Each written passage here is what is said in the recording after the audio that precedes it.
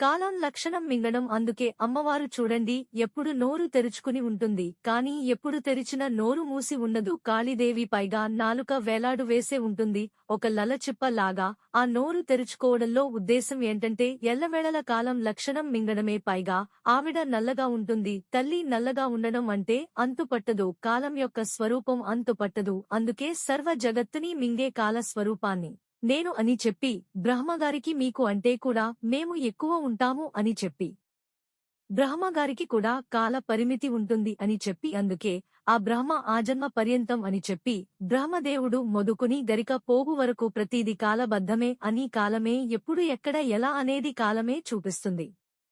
అందుకే చూపిస్తున్నాడు. ఇదిగో చూడండి, ఎడమ చేతితో కత్తిని మానవుడి తలకాయని పట్టుకుంది, మా అమ్మ కుడి చేత్తో అభయ హస్తం వరద హస్తం పట్టుకుంది. అంటే కుడి చేతితో రక్షిస్తుంది, ఎడమ చేతితో శిక్షిస్తోంది.